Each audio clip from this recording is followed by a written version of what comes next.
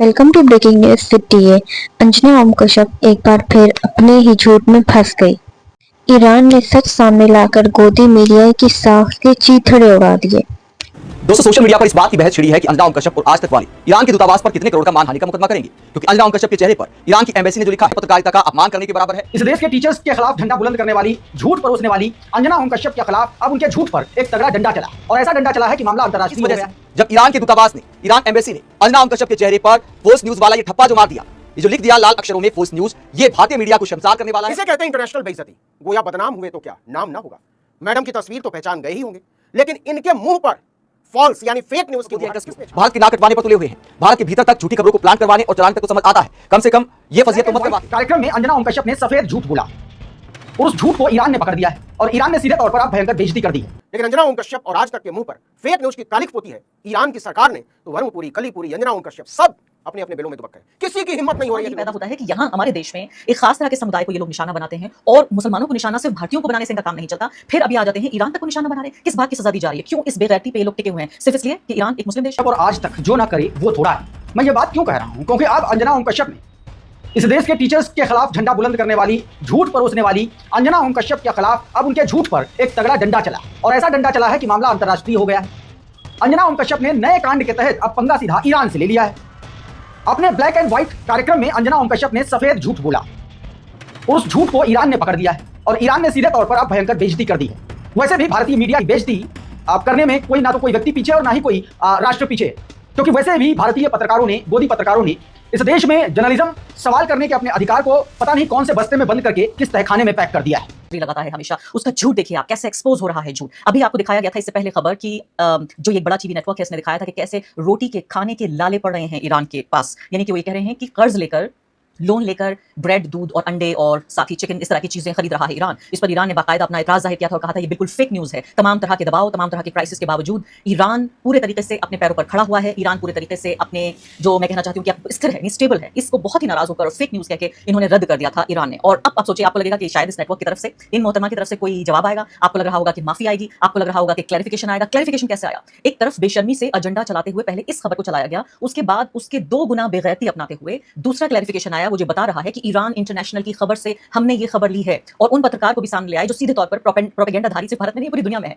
सीधे तौर पर एक ऐसी वेबसाइट जो यूरोप से चलती है, जिसके ऊपर आरोप ये है, आरोप नहीं बल्कि सिद्ध हो चुका है कई बार, कि सिर्फ और सिर्फ ईरान के खिलाफ प्रोपेगेंडा चलाना ही उसका असली मकसद है। ऐसी वेबसाइट से पहले आप कंटेंट लेते हैं, सामग्री लेने के बाद फिर उसके पत्रकार को बुलाते हैं, और उसके बाद बेशर्मी और बेशर्मी के ऊपर डबल बेशर्मी का रुख अपनाते हुए इन पत्रकार महोदय से इन्होंने बातचीत भी की। तो सवाल ये पैदा होता है, नरेंद्र नाथ वरिष्ठ पत्रकार सवाल पूछ रहे हैं कि स्पष्टीकरण सुनिए, आप बताएं कि क्या ये सिस्टम अपने आप पर नहीं है, कि या ये जो कहा गया है, आप सोचिए कहीं पर भी आप देखें तो क्रेडिट कार्ड से जब आप खरीदारी करते हैं तो वो एक तरह का लोन, एक तरह का कर्ज माना जाता है। तो वही नरेंद्र नाथ पूछ रहे हैं कि क्या इस तरह से ऐप बेस्ड सामान खरीदने का सिस्टम तो हमारे पास भी है। और वो आगे कहते हैं ऐप से क्रेडिट खरीदारी को गरीबी और तंग स्थिति से जोड़ दिया और डिफेंड भी करें। पहले सुने और फिर खुद तय कीजिए। ये तारा नाम की जो क्रेडिट ऐप है, इसको लेकर पूरा फजीता हुआ है, जिसमें क्रेडिट शॉपिंग की जाती है। यानी आज आप शॉपिंग कर सकते हैं और 2, 4, 6 दिन बाद या हफ्ते भर बाद, या जो भी उनका एक तरीका है, उनका स्ट्रक्चर है, उसके हिसाब से ये पे ऑफ किया जा सकता है। लेकिन आप पूरे तरीके से बेगैरती का आलम ये देखिए कि इसको, यानी एक बार जब ईरान के दूतावास ने कहा कि ये फेक न्यूज है, हमको बदनाम करने की साजिश है, उस पर अपना सफाई देने के बजाय, माफी मांगने के बजाय धड़ल्ले से बेगैरती दिखाई जा रही है। हमें समझ में नहीं आता कि जब भारत की सरकार के इतने अच्छे संबंध हैं ईरान से, तो आखिर कौन सी ऐसी साजिश है, मन में ऐसी कौन सी मलमलाहट है जो ईरान को हमेशा छोटा दिखाना, बुरा दिखाना, गरीब दिखाना, हारा हुआ दिखाना, कंगाल दिखाना?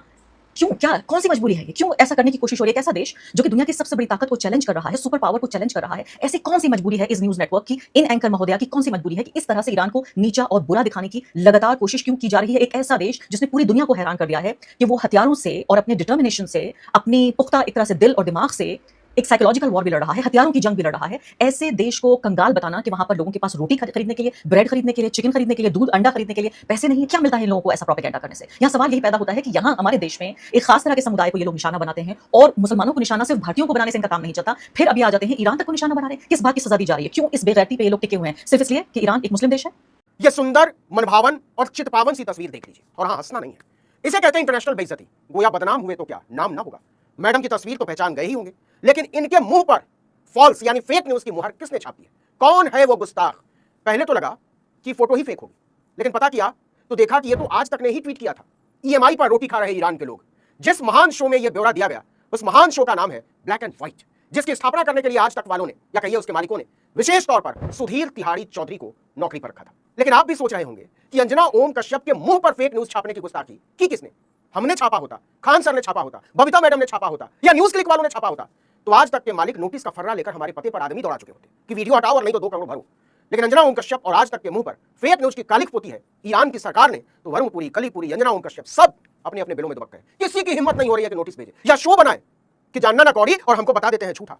अब तो ईरान एम्बेसी ने अंजना कश्यप और आज तक के मुंह पर छाप दिया है, तुमको जानना ना कौड़ी, कुछ फर्जी फैक्ट्स बना लेते हो, कुछ फर्जी ग्राफिक्स बना देते हो और चलाने चले हो टीवी चैनल। दलाल, टीवी वाले दलाल पत्रकार जिनको जानना ना फूटी कौड़ी, कभी झालमुड़ी के फायदे गिनाते हैं, कभी मोदी जी की कितनी गालियां पड़ी उसको गिनाते हैं, कभी रुपया गिरने के फायदे गिनाते हैं, कभी पेट्रोल डीजल महंगा हो गया उसके फायदे गिनाते हैं, खाली टीआरपी बटोरते हैं, ऊट पटांग बातें करते हैं। नहीं बच्चे, ऐसे नहीं बोलते, ये तो बहुत महान है। इनकी महानता के किस्से तो अब ईरान, तेहरान, सीरिया, बगदाद तक फैले हुए हैं। यकीन न हो तो दिल्ली में ईरान दूतावास का लंबा सा फर्रा पढ़ लीजिए। सबसे पहले ट्विटर हैंडल का नाम ही देख लीजिए। हैंडल का नाम है Iran in India, official account of embassy of the Islamic Republic of Iran in India. इसके साथ ईरान के राजदूत का हैंडल भी लिंक्ड है, मतलब बाकायदा दिल्ली में दफ्तर है इसका और भारत के राष्ट्रपति के पास इसके राजदूत का क्रेडेंशियल है। वो ईरान दूतावास 11 जून 2026 को दोपहर 2:30 पर, मतलब जब आज तक के बड़े बाबू लोग लंच करके डकार मार रहे होंगे, कुछ जम्हाई ले रहे होंगे और कुछ अंगड़ाई ले रहे होंगे, अंजना कश्यप और उनके शो ब्लैक एंड व्हाइट का ग्रैब लगाते हुए एक लंबा सा फर्रा लिखता है।